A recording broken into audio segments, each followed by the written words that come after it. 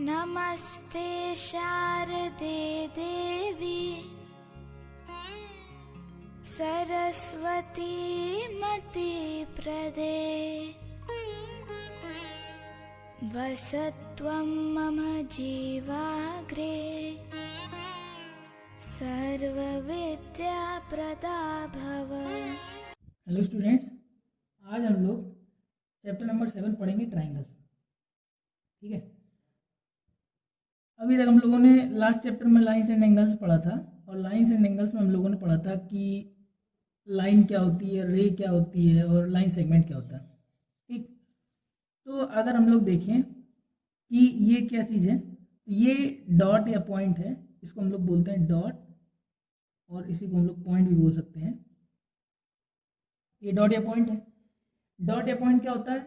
Dot या point एक ऐसा शेप होता है जिसमें ना लेंथ होती है, ना ब्रेड्थ होती है, ना हाइट होती है। ठीक है, अब इसके बाद हम लोगों ने पढ़ा था कि अगर हमारे पास प्लेन में दो पॉइंट हैं, प्लेन में कोई दो पॉइंट हैं, तो उन लोगों अगर हमको लाइन सेगमेंट एक बनाना होगा तो अगर उन दोनों पॉइंट्स को ज्वाइन कर दिया जाए ऐसे, तो ये हमारा एक लाइन सेगमेंट ड्रॉ हो जाता है। ठीक है, ये हमारा क्या बन जाता है? लाइन सेगमेंट बन जाता है।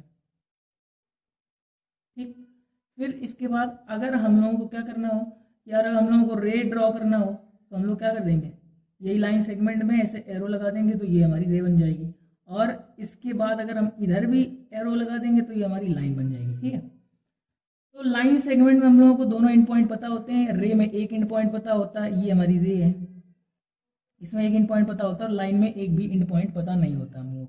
फिर लास्ट चैप्टर में हम लोग पढ़ चुके हैं इंटरसेक्टिंग लाइंस क्या होती हैं। जैसे अगर ये हमारी दो कोई लाइन ड्रॉ है, ये ऐसे ऐसे, ठीक, तो ये हमारी लाइंस बोली जाएंगी इंटरसेक्टिंग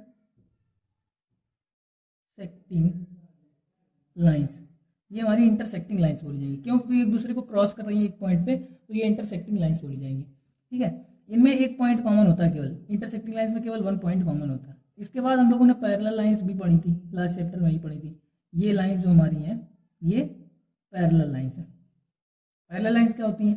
कोई भी दो लाइंस पैरेलल होंगी, अगर पैरेलल होंगी तो उनके बीच की परपेंडिकुलर डिस्टेंस जो होगी हैं, एवरी पॉइंट पे, अगर इस लाइन पे एवरी पॉइंट सभी पॉइंट पे, ऑल पॉइंट्स पे हम लोग क्या करें, परपेंडिकुलर ड्रॉ करें, तो उन परपेंडिकुलर डिस्टेंस जो होगी इन दोनों के बीच की वो इक्वल होगी हमेशा। ठीक है, तो ये हमारी लाइंस हो जाएंगी पैरेलल लाइंस।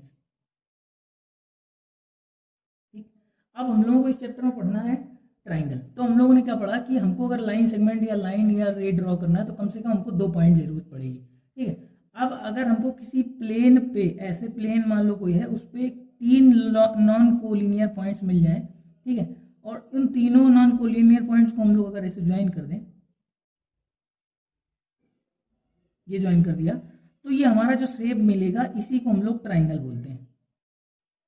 ठीक है, ये जो शेप हमारा मिला इसको हम लोग ट्राइंगल बोलते हैं। अब अभी हमने बोला कि थ्री नॉन कोलिनियर पॉइंट्स, तो नॉन कोलिनियर पॉइंट्स का मतलब क्या होता है? कोलिनियर पॉइंट्स जो होते हैं, अगर एक कोई भी तीन पॉइंट, ये जैसे तीन पॉइंट हैं, ये अगर एक ही लाइन पर लाई कर रहे हैं तो ये हमारे बोले जाएंगे नॉन कोलिनियर पॉइंट्स। अगर एक ही लाइन पर लाई कर रहे हैं तो कोलिनियर पॉइंट्स बोले जाएंगे। अगर एक ही लाइन पर लाई नहीं कर रहे हैं, ऐसे ऐसे या ऐसे हैं, देखो ये एक ही लाइन पर लाइन नहीं है, ठीक, ये ऐसे लाइन जाएगी, ऐसे लाइन जाएगी, तो ये हमारे नॉन कोलिनियर पॉइंट्स बोले जाएंगे। अगर एक ही लाइन पर लाई करेंगे तो कोलिनियर बोले जाएंगे। तो थ्री नॉन कोलिनियर पॉइंट्स को जो हम लोग ज्वाइन करेंगे तो हमारे ट्राइंगल का शेप बनेगा। तो अगर हम लोग ट्राइंगल की डेफिनेशन लिखें तो what is triangle? A closed figure made by three intersecting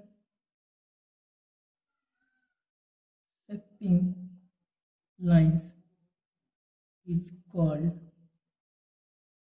triangle. ठीक है, यानी कि ऐसा क्लोज फिगर जो थ्री इंटरसेक्टिंग लाइन से मिलके बना होगा उसको हम लोग बोलेंगे ट्राइंगल। देखो ये थ्री इंटरसेक्टिंग लाइंस है, ये वन हो गई, ये हमारी टू हो गई और ये हमारी थ्री हो गई। ठीक, तो ये जहाँ पे कट कर रही हैं, ये और ये, ठीक है, ये ए पॉइंट मान लिया, ये बी पॉइंट मान लिया, ये सी पॉइंट मान लिया, तो एक क्लोज फिगर, ये देखो क्लोज फिगर है। ठीक, ओपन फिगर क्या होता है? ये देखो ओपन है, ये बंद नहीं, ये क्लोज फिगर है। जैसे हम बता दें ये क्लोज फिगर है, ठीक, ऐसे हम ये बनाते हैं ये क्लोज फिगर, पर ये ओपन क्या है? ये देखो ओपन है, ये ओपन है, तो a close figure made by 3 intersecting lines is called triangle, यानी 3 इंटरसेक्टिंग लाइंस के द्वारा बना हुआ फिगर जो हमारा ट्रायंगल बोला जाएगा। अब इस हम लोग क्लास चैप्टर में पढ़ चुके हैं कि ट्रायंगल में क्या होते हैं, 3 वर्टिसेस होते हैं, 3 वर्टेक्स होते हैं। अब इसमें 3 वर्टेक्स क्या है, ए बी सी है, ए है हमारा, बी है और सी है, ठीक। 3 हमारे एंगल्स होते हैं, किसी भी ट्रायंगल में 3 एंगल्स होंगे। कौन सा angle, A angle, B angle, C, ये एंगल और ये एंगल, तो एंगल ए, एंगल बी और ये एंगल सी। ये देखो एंगल का साइन होता है, हम लोग जानते हैं। 3 साइड्स होती हैं, कौन कौन सी 3 साइड्स हो जाएंगी, ए बी बी सी सी ए, तो ए बी बी सी और सी ए, ये 3 साइड्स होती हैं। इसके अलावा हम लोगों ने और क्या पढ़ा था, इसके अलावा हम लोग ये भी पढ़ चुके हैं कि angle sum property of triangle क्या होती है, angle sum property of triangle. ये लास्ट चैप्टर में हम लोगों ने पढ़ा था, angle sum property of triangle 180 degree होती है। मतलब क्या है कि एंगल ट्रायंगल के तीनों एंगल्स का सम 180 डिग्री होता है। ये हम लोगों ने इसकी प्रूविंग भी लास्ट चैप्टर में पढ़ी थी, ठीक, प्रूविंग थी इसमें। अब हम लोग पढ़ेंगे what how many types of triangle. तो ट्रायंगल हमारे 2 टाइप के होते हैं, ट्रायंगल्स जो होते हैं वो 2 टाइप के होते हैं। नंबर 1 तो ए टाइप के होते हैं, वो होते हैं on the basis of angles, angles के बेस पे। और जो दूसरे टाइप के होते हैं on the basis of sides, ठीक है, on the basis of sides होते हैं। तो on the basis of angles होते हैं वो भी 3 टाइप के होते हैं। ऑन द बेसिस ऑफ जो एंगल्स होते हैं वो 3 टाइप के होते हैं। नंबर 1 होता है जो हमारा, वो होता है acute angle, acute angled triangle, ठीक, एक्यूट एंगल ट्रायंगल। नंबर 2 जो होता है वो होता है राइट एंगल ट्रायंगल। नंबर 3 जो होता है वो ऑब्ट्यूज एंगल ट्रायंगल, ठीक। अब एक्यूट एंगल ट्रायंगल और right angle triangle, obtuse angle triangle क्या होते हैं, अगर किसी ट्रायंगल के ऑल एंगल्स 90 से कम है, तीनों एंगल्स, अगर किसी ट्रायंगल के तीनों एंगल्स 90 से कम है तो वो एक्यूट एंगल ट्रायंगल बोला जाएगा। जैसे अगर हम ये ट्रायंगल ऐसे बना दें, ये ऐसे, ठीक, ये 70 का ले लें, ये 50 का ले लें और ये 60 का ले लें, तो ये 50 50 है, ये 60 है, 70, तो ये तीनों एंगल्स 90 से कम है, ये भी 90 से कम है, ये भी 90 से, ये भी 90 से कम, तो ये acute angle triangle. Acute angle क्या होते हैं, जो 0 से 90 के बीच के एंगल होते हैं वो एक्यूट एंगल बोले जाते हैं। इसीलिए अगर तीनों एंगल 0 से 90 के बीच के हैं या फिर 90 से छोटे हैं तो वो एक्यूट एंगल ट्रायंगल बोला जाएगा। राइट एंगल ट्रायंगल क्या होगा, अगर किसी भी ट्रायंगल का एक एंगल राइट एंगल हो जाएगा, कोई भी एक एंगल राइट एंगल हो जाए तो वो हमारा राइट एंगल ट्रायंगल बोला जाएगा। देखो ध्यान से, इसको हम ए बी सी नाम दे दे रहे हैं, इसका भी नाम दे दे रहे हैं पी क्यू आर। इसमें जो एंगल क्यू है वो 90 डिग्री है। अब इसके अलावा हम लोग ये भी पढ़ा था कि किसी ट्रायंगल में एक ही राइट एंगल हो सकता है, इसके अलावा 2 राइट एंगल नहीं हो सकते। क्यों नहीं हो सकते, तो क्योंकि अगर राइट एंगल की वैल्यू 90 डिग्री होती है और 2 राइट एंगल हो गए तो 90 90 180 हो जाएगा, और एंगल सम प्रॉपर्टी कितनी होती है, 180 होती है। तो 2 ही एंगल मिलाकर अगर 180 हो जाएगा तो तीसरे एंगल की जरूरत नहीं पड़ेगी, नहीं तो हमारा ट्रायंगल नहीं बन पाएगा। इसीलिए हमारा राइट एंगल ट्रायंगल में एक ही राइट एंगल होता है। ऑब्ट्यूज एंगल ट्रायंगल क्या होता है कि अगर सपोज दैट ऐसा कोई फिगर बना दिया जाए, ठीक, ये नाम ले लिया SPU, ठीक, ये मान लो हमारा हो जाएगा 110 डिग्री, ये हो जाए हमारा 40 डिग्री, ठीक, और ये हो जाए हमारा 30 डिग्री। तो देखो ध्यान से, ये 110 डिग्री हो जाएगा, ये 90 से ज़्यादा होगा। तो अगर किसी भी ट्रायंगल का एक एंगल 90 से ज़्यादा हो जाए तो वो तुम्हारा ऑब्ट्यूज एंगल ट्रायंगल बोला जाएगा, ठीक। अब इसके बाद हम लोग पढ़ेंगे on the basis of sides. तो on the basis of sides भी हमारे 3 टाइप के होते हैं। एक नंबर 1 होता है इक्विलैटरल ट्रायंगल। नंबर 2 जो हमारा होता है आइसोसेलेस ट्रायंगल, ठीक है। और नंबर 3 जो हमारा होता है स्केलीन ट्रायंगल, ठीक। इक्विलैटरल ट्रायंगल क्या होता है, ऑल साइड्स इक्वल है। अगर किसी भी ट्रायंगल की ऑल साइड्स इक्वल है, जैसे ये मान लो 2 का ए बी 2 का ए बी 2 का है, ये A B C, all sides equal है तो इक्विलैटरल ट्रायंगल बोला जाएगा। आइसोसेलेस ट्रायंगल, आइसो मींस होता है 2, ये आइसो मींस होता है 2, तो अगर 2 साइड्स इक्वल है, ये 2 की हो जाए, 2 की हो जाए, 3 की हो जाए, तो ये 2 साइड्स इक्वल है तो ये हमारा आइसोसेलेस ट्रायंगल बोला जाएगा। और स्केलीन क्या होता है, स्केलीन में होता है ऑल साइड्स अनइक्वल। देखो ध्यान से, अगर ये 2 हो जाए, ये 3 हो जाए और ये 4 हो जाए तो ये स्केलीन ट्रायंगल हो जाएगी, क्योंकि इसमें कोई भी साइड इक्वल नहीं है। इसमें 2 साइड इक्वल है और इसमें तीनों साइड इक्वल है। ठीक है, तो समझ में आ गया होगा इक्विलेटरल ट्रायंगल में तीनों साइड इक्वल होती है, आइसोसेलेस में दो साइड इक्वल होती है, स्केलिन में एक भी साइड इक्वल नहीं होती। ठीक, अब इसके बाद हम लोग क्या पढ़ेंगे, इसके बाद हम लोग इस चैप्टर में पढ़ना है, ये तो हमारा इंट्रोडक्शन था ट्रायंगल का।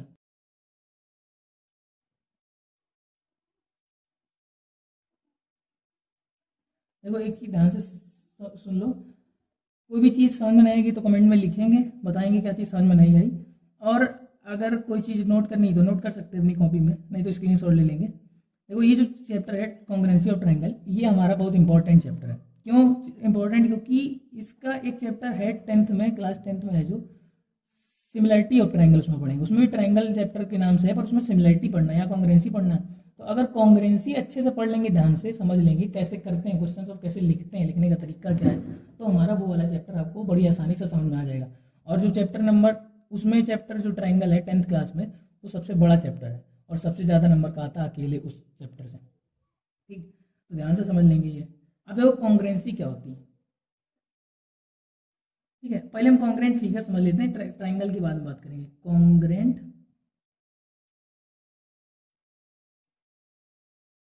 फिगर, ठीक, तो कॉन्ग्रुएंट फिगर क्या होते हैं, ऐसे फिगर्स जो सेम शेप के हों एंड सेम साइज के हों।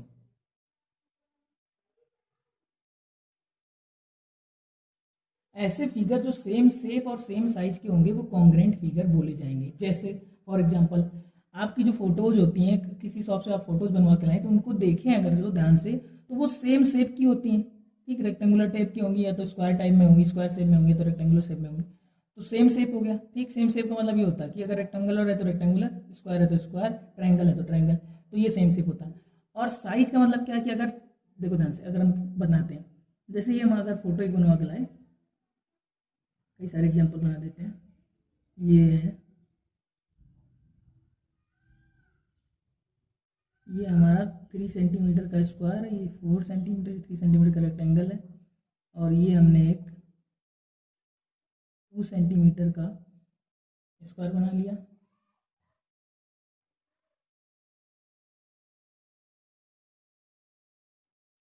ये एक ट्रेपेजियम बना लिया। ठीक,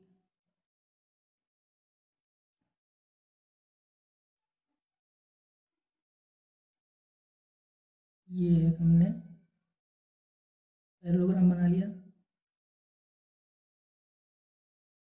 और एक रोम्बस बना लेते हैं।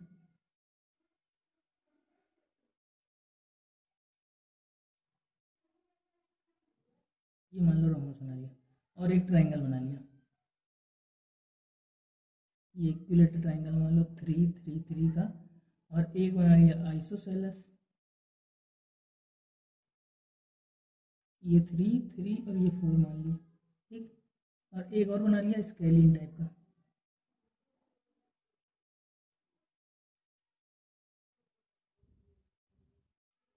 ठीक है, स्केल से बना तो बनाया नहीं तो हो सकता है, इसीलिए हमने साइड लिख दी कौन कितने सेंटीमीटर का। अब ये देखो स्क्वायर है, ठीक, ये स्क्वायर है, ये भी, ये रेक्टेंगल है, तो ये दोनों क्या है, क्वाड्रिलेटरल है। ठीक है, सेम शेप की नहीं है। हमने कंडीशन बताई कि कॉन्ग्रुएंट फिगर तभी होगा जब सेम शेप और सेम साइज दोनों होगा। दोनों कंडीशन मस्ट है, सेम शेप का भी होना चाहिए और सेम साइज का भी होना चाहिए। देखो ये दोनों ये हमारा स्क्वायर है, ये रेक्टेंगल है, तो ये सेम शेप के नहीं है। ठीक, ये हमारा स्क्वायर है और ये स्क्वायर, ये दोनों स्क्वायर के हैं, देखो दोनों स्क्वायर है तो सेम शेप हो गया, शेप का मतलब होगा सेम शेप। ठीक, तो ये सेम शेप हो गया, पर सेम साइज का मतलब साइज भी सेम होना चाहिए। देखो 3 सेंटीमीटर साइज वाला ये हमारा स्क्वायर और ये 2 सेंटीमीटर साइज वाला, तो ये दोनों हमारे क्या सेम साइज के नहीं है, तो ये भी दोनों कॉन्ग्रुएंट नहीं होंगे, ये दोनों भी कॉन्ग्रुएंट नहीं होंगे, ये दोनों भी कॉन्ग्रुएंट नहीं होंगे। ठीक है, ये दोनों भी कॉन्ग्रुएंट नहीं होंगे, क्यों, क्योंकि ये हमारा ट्रेपेजियम और ये हमारा स्क्वायर है। ठीक है, अब एक फिगर और बना लेते हैं।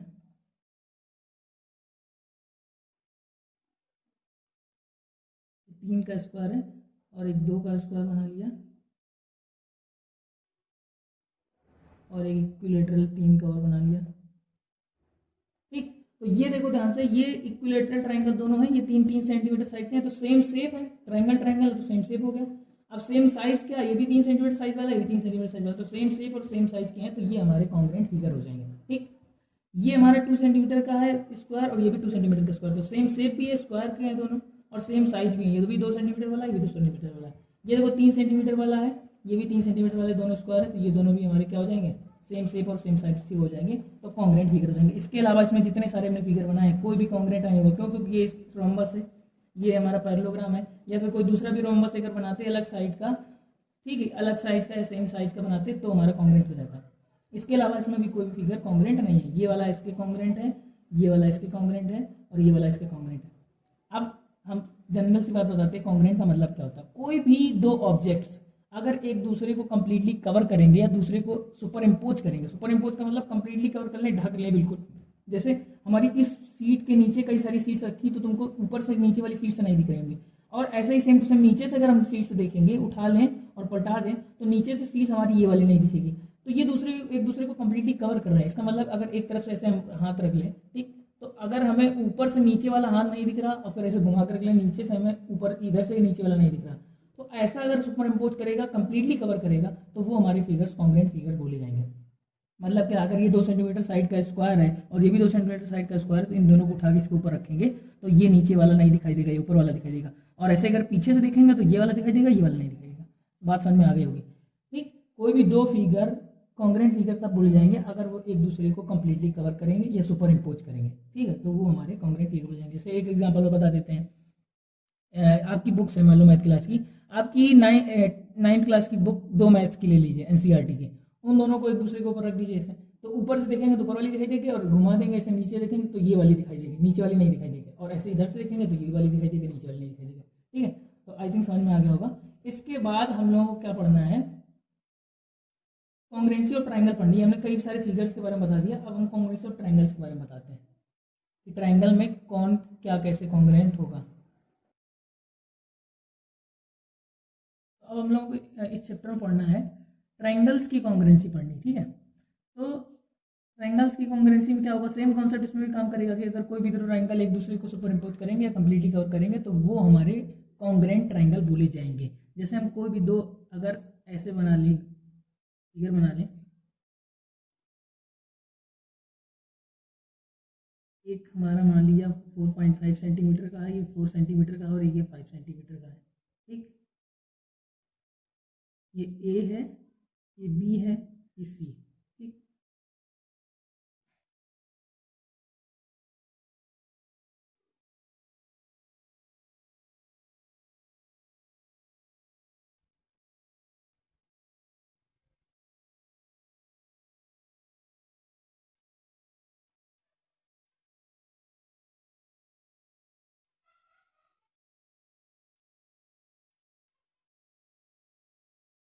ठीक, ये जैसे हमने दो एग्जांपल बना लिए, ठीक है, फिगर तो बना लिए, एक ए बी सी ट्राइंगल है और एक पी क्यू आर ट्राइंगल। ठीक है, इसमें ए बी जो 4.5 सेंटीमीटर की है और बी सी हमारी 5 सेंटीमीटर की, ए सी हमारी 4 सेंटीमीटर की। इसमें क्या है, क्यू आर 5 की है, पी आर हमारी 4 की है और पी क्यू 4.5 सेंटीमीटर की है। तो ये दोनों फिगर कॉन्ग्रुएंट हैं कि नहीं, इसको हमको देखने के लिए अगर हम देखें उठा के, अगर इस वाले ट्राइंगल को उठाएं, ठीक है, सपोज उठा सकते हो तो उठाएं और उठा के इसके ऊपर रखें, ठीक, तो देखा जाएगा जो हम लोग, तो ये 4 सेंटीमीटर साइड वाला यहाँ आएगा, 4 पे आएगा, और ये 5 वाला इधर आएगा 5 पे, तो ये 4.5 इस पे आ जाएगा। तो ये घुमा के ऐसे रखा जाएगा, तो ये वाली साइड इसके ऊपर चली जाएगी ऐसे, और ये वाली साइड इसके ऊपर आ जाएगी, तो ये वाली साइड घूम के इधर नीचे की तरफ आ जाएगी। तो ये हमारा फिगर क्या हो जाएगा, यानी कि इसकी एक साइड इसके इक्वल है, एक साइड इसके इक्वल है और एक साइड इसके इक्वल है। इसका मतलब ये क्या है कि ये दोनों एक दूसरे को कंप्लीटली सुपर इम्पोज करेंगे। अगर इसके ऊपर इसको रख देंगे तो ये एक दूसरे को कंप्लीटली सुपर इम्पोज करेंगे। तो इसका मतलब क्या हो जाएगा, अगर ये दोनों एक दूसरे को कंप्लीटली सुपर इम्पोज करेंगे दोनों कॉन्ग्रुएंट हो जाएंगे। तो कॉन्ग्रुएंट का एक साइन होता है ये ऐसे, तो हम लिखेंगे कैसे ये दोनों ट्राइंगल कॉन्ग्रुएंट, तो ऐसे लिखेंगे ट्राइंगल ए बी सी, इसको सी बना दे रहे हैं, triangle A B C congruent to triangle, ये कॉन्ग्रुएंट का साइन है, ट्राइंगल पी क्यू आर। ठीक, अब अगर हमने ऐसे लिखा triangle ABC congruent to triangle P Q R, इसका मतलब क्या होगा कि जो हमारा वर्टेक्स ए होगा वो हमारा पी के करस्पॉन्डिंग होगा, इसका वर्टेक्स ए इसके पी के करस्पॉन्डिंग होगा, इसका बी हमारा इसके क्यू के करस्पॉन्डिंग होगा और इसका सी हमारा जो होगा वो इसके आर के करस्पॉन्डिंग होगा। ठीक है, करस्पॉन्डिंग का मतलब क्या है, जो हमारा ए आएगा वो पी के ऊपर, पी जो आएगा वो ए के ऊपर आएगा। ठीक, और जो आर आएगा, जो बी आएगा, सॉरी जो क्यू आएगा वो बी के ऊपर आएगा। ठीक, ये क्यू इसके ऊपर आएगा, पी इसके ऊपर आएगा और क्यू इसके ऊपर आएगा और आर जो होगा वो इसके ऊपर आएगा। ठीक है, यही करस्पॉन्डेंस, इसको हम लोग बोलते हैं 1-1 करस्पॉन्डेंस। ठीक है, अब अगर ऐसा है दोनों कॉन्ग्रेंट है तो इसका मतलब पता है क्या, ए बी जो हमारी साइड होगी वो पी क्यू के इक्वल होगी, ए बी जो इक्वल होगी साइड होगी वो पी क्यू के इक्वल होगी, और जो बी सी होगी हमारी वो क्यू आर के इक्वल होगी, और ए सी जो होगी वो पी आर के इक्वल होगी। ठीक, अब एक चीज याद रखनी है कि ये जो हमने लिखा है, तरीका जो लिखा है, जैसे मान लो हम कोई दूसरा ट्रायंगल ऐसे बना लें कि हमारा बना लिया ए बी सी, ये ऐसे बना लिया, ये हमारा मान लो 2 का है, ये 3 का है और ये 4 का है, ये ए है, ये बी है, ये सी है। ये हमारा मान लो 4 का है, ये 3 का है, ये 2 का है, तो ये हमारा हो जाएगा पी क्यू आर। देखो ध्यान से, अब इसकी 3 साइड इसके इक्वल है, इसकी 4 इसके इक्वल है, इसकी 2 इसके इक्वल है। ठीक है, तो ये दोनों भी कॉन्ग्रेंट होगी कि ऑल साइड्स इक्वल है, सेम है। ठीक है, तो ये हमारे कॉन्ग्रेंट होंगे। अब देखो लिखेंगे कैसे, हम ये चीज लिखेंगे तो लिखेंगे कैसे, हम लिखेंगे पहले ट्राइंगल ए बी सी पहले लिख लेंगे आसानी से, कोई दिक्कत नहीं होगी, कॉन्ग्रेंट। अब इसको लिखने में सावधानी रखनी पड़ेगी कि कौन वाला वर्टेक्स किसके करस्पॉन्डिंग है। देखा जाए ध्यान से, तो अगर हम रखेंगे तो 2 इसके ऊपर आएगा, 3 इसके ऊपर आएगा, और ये सेम टू सेम है, तो ये घूम के ऐसे आएगा, यानी कि ये आर बी के ऊपर आएगा। ठीक है, तो हम लोग इसको लिखेंगे आर बी के ऊपर आएगा, तो एम और आर बी के ऊपर आएगा, और क्यू सी के ऊपर आएगा, और पी ए के ऊपर आएगा, तो ए की जगह पे पी आएगा। ठीक, और बी के ऊपर आर आएगा, जब इसको ऐसे उठा के रखेंगे तो बी की जगह पे आर आएगा। ठीक, और सी की जगह पे कौन आएगा, क्यू आएगा। ठीक, ये आएगा। अब देखो ध्यान से, अगर ये ऐसे लिखा हो तो इसका मतलब क्या है कि ए बी जो हमारा है वो पी आर के इक्वल है, ए बी हमारा जो है वो पी आर के इक्वल है, बी सी हमारा जो है वो आर क्यू के इक्वल है, बी सी आर क्यू के इक्वल है, और जो ए सी है वो पी क्यू के इक्वल है, ए सी जो है वो पी क्यू के इक्वल है। देख सकते हैं हम लोग, ए बी जो हमारा है, ए बी 3 सेंटीमीटर है और पी आर के इक्वल है, तो पी आर हमारा कितना, ए बी 3 सेंटीमीटर है, बी सी हमारा कितना 4 सेंटीमीटर है, तो आर क्यू भी हमारा कितना 4 सेंटीमीटर है, ए सी हमारा 2 सेंटीमीटर, तो पी क्यू भी हमारा कितना है 2 सेंटीमीटर। ऐसे लिखेंगे, यानी यहाँ पे क्या है, ए हमारा करस्पॉन्डिंग है पी के, और बी हमारा करस्पॉन्डिंग है आर के, और सी हमारा वर्टेक्स करस्पॉन्डिंग है क्यू के। इसको हम लोग बोलते हैं 1-1 करस्पॉन्डेंस। अब एक चीज और समझ लेंगे कि corresponding parts of congruent triangles are equal। ठीक है, कॉन्ग्रेंट ट्राइंगल्स के या कोई भी कॉन्ग्रेंट फिगर भी हो उसकी भी बात कर सकते हैं, पर हम लोग यहाँ ट्राइंगल की बात कर रहे हैं तो ट्राइंगल का पढ़ना है। तो कॉन्ग्रेंट ट्राइंगल्स के जो करस्पॉन्डिंग पार्ट होते हैं वो इक्वल होते हैं हमेशा। ठीक है, कॉन्ग्रेंट ट्राइंगल के जो करस्पॉन्डिंग पार्ट्स होते हैं वो हमेशा इक्वल होते हैं, यहाँ तक हम बता सकते हैं। इसको हम लोग बोलते हैं CPCT। ठीक है, बाई CPCT। मान लो अगर हम ये लिख दें कि triangle ABC triangle LMN triangle LMN के कॉन्ग्रेंट है, अगर हम लिख दें ट्राइंगल ABC ट्राइंगल LMN के कॉन्ग्रेंट है, तो इसका मतलब है कि जो हमारा एंगल A होगा वो एंगल L के इक्वल होगा, एंगल B जो होगा वो एंगल M के इक्वल होगा, और एंगल C जो होगा वो एंगल N के इक्वल होगा। AB साइड जो होगी हमारी वो LM के इक्वल होगी, और BC साइड जो हमारी होगी वो MN के इक्वल होगी, और जो AC साइड होगी वो हमारी LN के इक्वल होगी। ठीक है, ये चीज होती है, इसको हम लोग बोलते हैं CPCT। यानी अगर कोई दो ट्राइंगल कॉन्ग्रेंट होते हैं तो वो CPCT से उनकी करस्पॉन्डिंग पार्ट्स इक्वल हो जाते हैं। ये दो करस्पॉन्डिंग पार्ट, ए के करस्पॉन्डिंग एंगल L है, बी के करस्पॉन्डिंग एंगल M है, और सी की करस्पॉन्डिंग N है। AB के करस्पॉन्डिंग LM है, BC की करस्पॉन्डिंग MN है, और AC की करस्पॉन्डिंग LN है। ये करस्पॉन्डिंग बोलते हैं, इसको बोलते हैं corresponding parts of congruent triangle. इसको बोलते हैं करस्पॉन्डिंग, इसको बोलते हैं पार्ट्स, यहाँ ऑफ लगा देते हैं, इसको कॉन्ग्रेंट, इसको ट्राइंगल। ठीक है, समझ गए। तो ये हमारा बेसिक था कि क्या चीज कॉन्ग्रुएंसी होती है, ठीक है।